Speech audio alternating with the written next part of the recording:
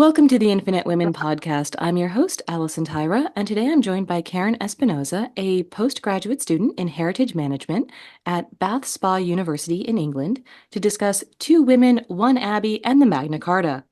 So why don't we start with Ela, Countess of Salisbury? Ella was the third Countess of Salisbury. She was born in 1187.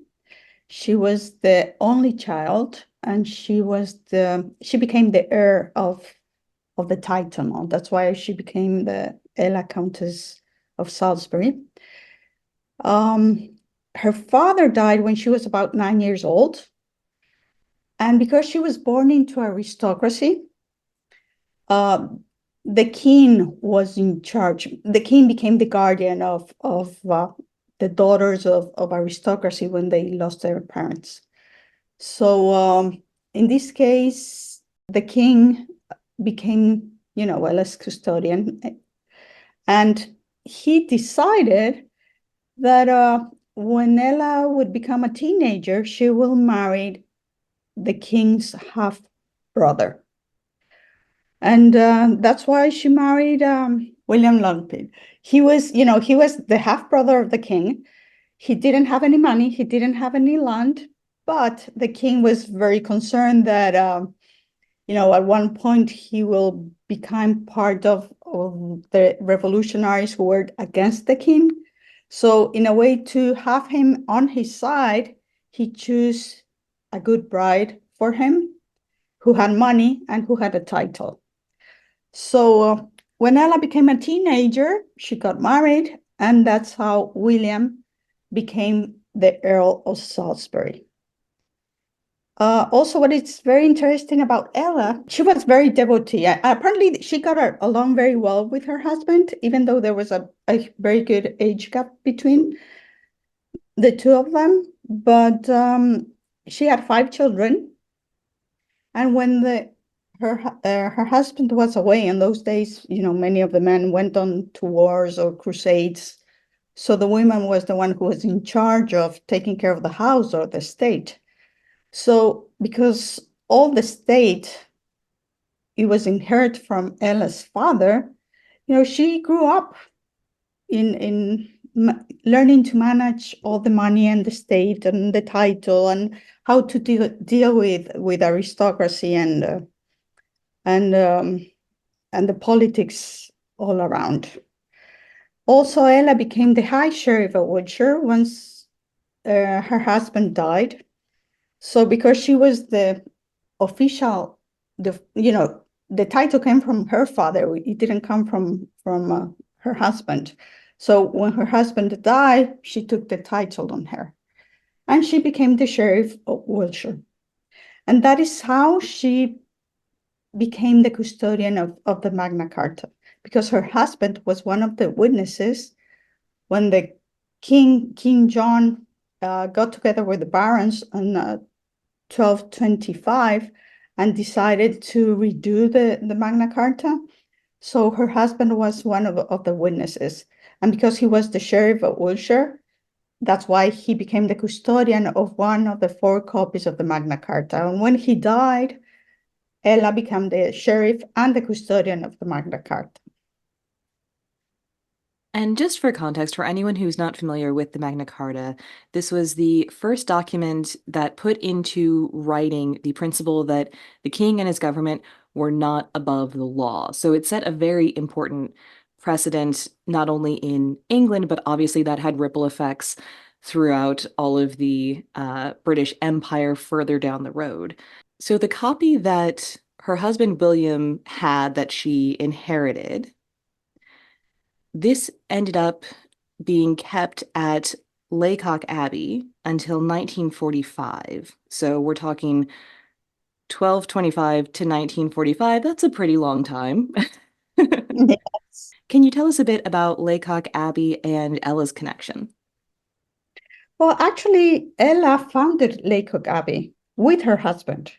As I mentioned before, they were very Catholic devotees. So both of them at different times, they put the foundations, the first stones for the construction of Lacock Abbey, as well as for the construction of Salisbury Cathedral. So they were, both of them, they were very devotees. They were very much into the power of prayer and very Catholic on its own way, the way it used to be on those days. So I think when they went and said, we're going to create this abbey. I don't think Ella was ever thinking that she was going to be living in that abbey, for the rest of her life. Because she was married on that time. So that was the connection, because also the state was hers. The land came from the inheritance she got from her father. So yeah, that's the connection, the first connection she had with the abbey. Well, it's also interesting that, as we've established, Ella was financially independent. She didn't need a husband. I would argue she didn't necessarily need the first husband, but at least it turned out well. And she actually used a clause from the Magna Carta to retain that freedom, because it actually says that no widow shall be distrained to marry, so I guess forced to marry, while she wishes to live without a husband. So this gave her the freedom to stay single and still have the authority that she inherited, or what she actually chose was to become a nun. Well, actually, during those days, women from aristocracy who had money, they were expected to get married. And when the husband died, you had to get married again. And on those days, a couple of years before her husband officially died, her husband went on a crusade, and everybody thought that he died. But she had men coming in and say, I want to marry you. And she was like, no, I know my husband is alive, and until I know that he's not dead, I'm not going to marry anyone. And they couldn't force her to get married again, because there were no, nothing was certain that her husband was dead. But he came back, he was sick, he got better. But then the Magna Carta was signed, as you mentioned. This clause was clause number 8, because when women became a widow, they were supposed to get married again. They didn't have the freedom to say, no, I'm not going to marry. But she used clause number 8 from the Magna Carta, like you mentioned. So she decided, I'm not going to get married. She did not become a nun right away, because the eldest son was 16 years of age. And even though she had this freedom of not having to get married, but because she was thinking of becoming a nun and going into Lacock Abbey, which is the place she created, actually, she needed the permission of her son. But her son had to be 18 for him to give permission for her mother to go into the convent. So when her son turned 18, she asked for permission, and of course the son said, yes, that's what you feel, that's your choice, go ahead and become a nun. And that's what she did. And in this process, for whatever reason, she took the Magna Carta with her, because she was the custodian, she was the sheriff, and she had the Magna Carta. So she took the Magna Carta with her and took it with her into the abbey. And nobody really questioned, nobody knew, nobody even remembered about the Magna Carta, I guess. And that's why, stayed almost for 800 years in Lacock Abbey. And we will get to the 1940s soon, but can you give us a bit of a sense of what was happening with the Abbey? Because 800 years is a long time, not least because you had the religious Reformation, where, suffice it to say, the Catholic Church was not allowed to keep all of those lovely buildings that had been Catholic before the Reformation. So can you tell us a bit about the history of the Abbey over those centuries before we get to the 1940s? Well, Lacock Abbey, every place that's called an abbey, it's because it had a monastery or convent next to the church. That's why it's called an abbey. So when the religious Reformation came with Henry VIII, he said that all these places had to be destroyed, and they were looted, and things were sold, and places were taken down. However, I don't think this happened here because Ella was from the aristocracy. So she was connected to the monarchs, to the king. So I think probably the king on that time, he was a little bit more, even though she was not alive anymore, but there was a connection there. So probably, he sold, well, no, it's not that probably, he sold the place with the condition that in this case, William Sharrington bought the place. And he was also close to the king on that time.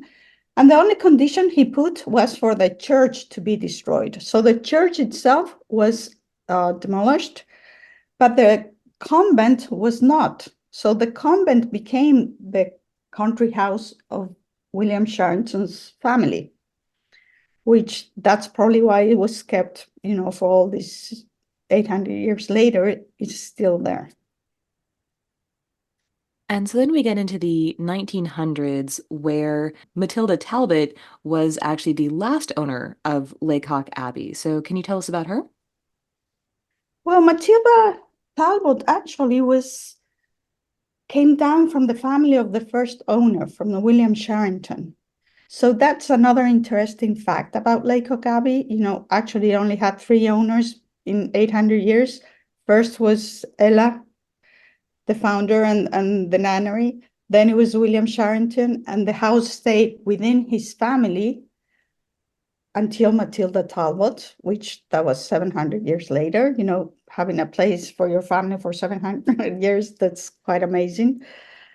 And the third owner nowadays is the National Trust.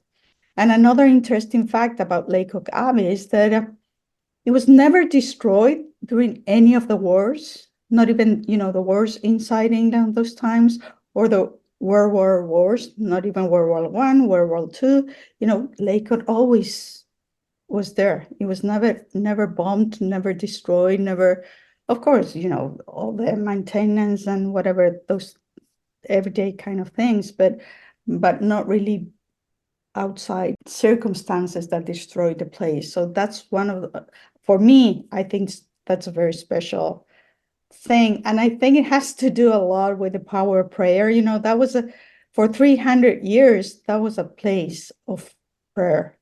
It doesn't matter what kind of religion, but if you have for 300 years people praying in one place. So we have Laycock Abbey and the state, the village, still there. And the fact that Matilda inherited it is interesting because when her unmarried uncle died in 1916, so if he had gotten married and had kids, she probably wouldn't have inherited. But she also had an older brother named William. And usually, if a woman in 1916 has an older brother, the older brother is probably going to be the one inheriting it. So even the fact that it came into her possession was relatively unusual for the time. So it's interesting that we've got these bookends of two independent women as the caretakers of Laycock Abbey. Yes, I think that's fascinating for me. There's a lot of feminine power in there, a lot of creativity and a lot of strength in that place. And yes, it started with a woman and ended with a woman.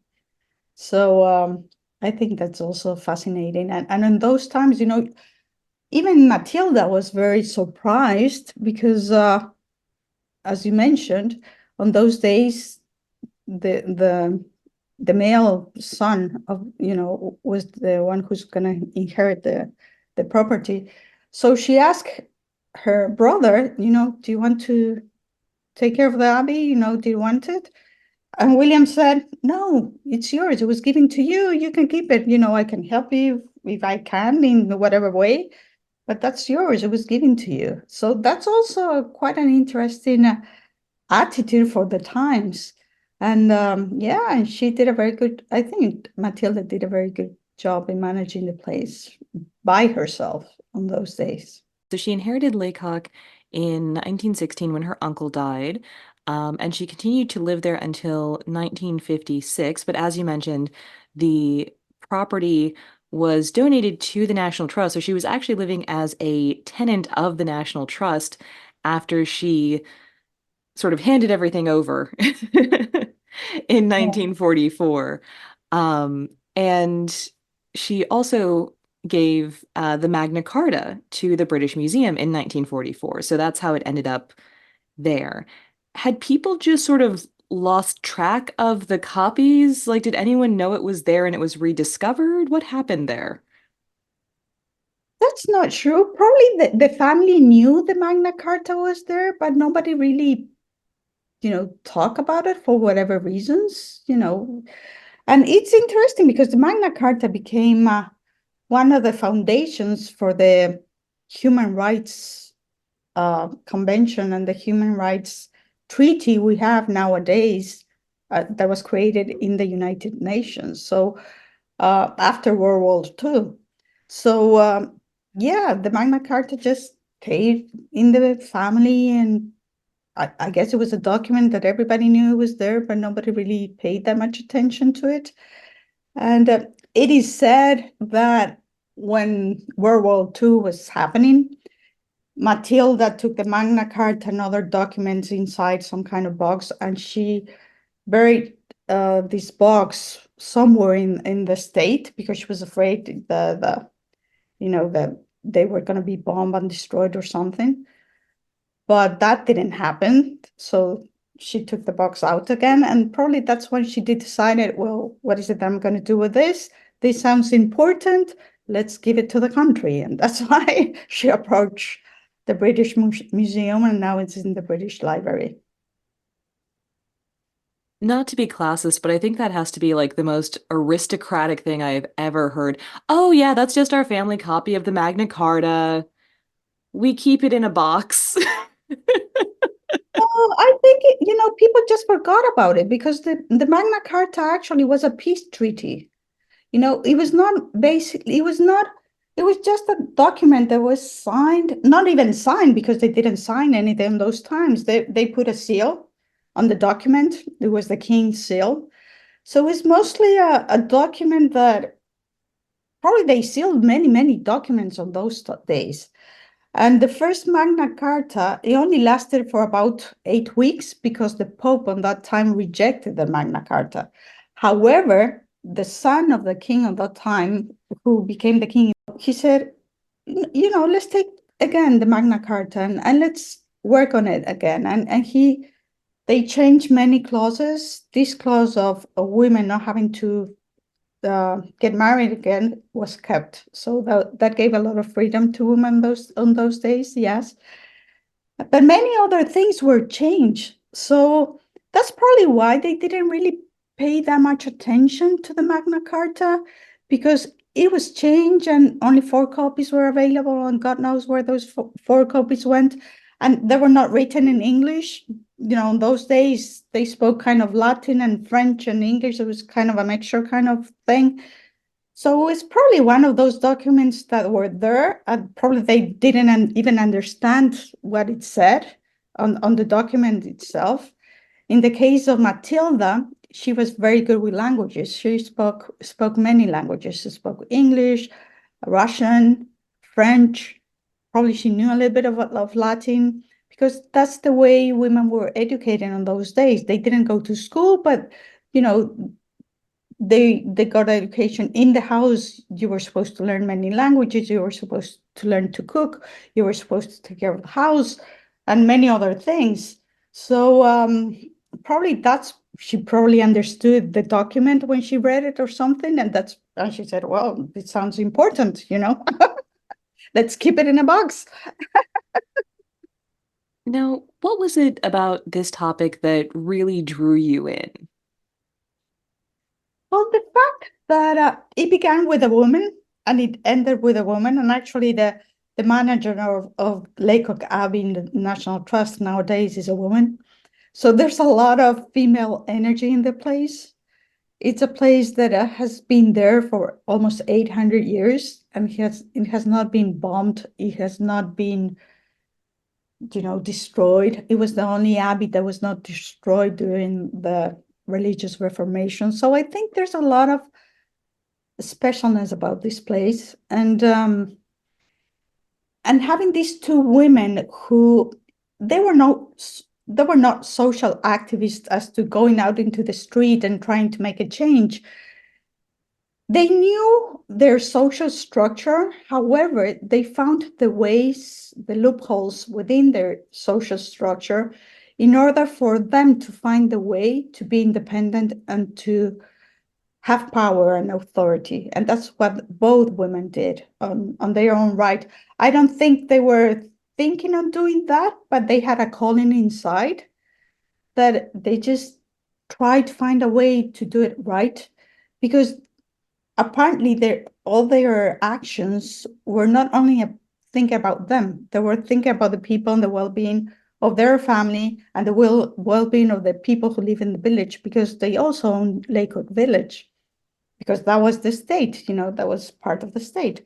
So they were always thinking how to make it better, how to have a win-win situation and trying to make it better regardless of the outside circumstances. So I think there's an example of two self-empowered women that didn't have to really go and try to make a change, like battle out in society, but within their own structure, silently but purposely, they found their way and made a change and make a point. And the Lake of Abbey and the village are still there, and it's a beautiful place to visit and to just enjoy the place. So that's what called me in.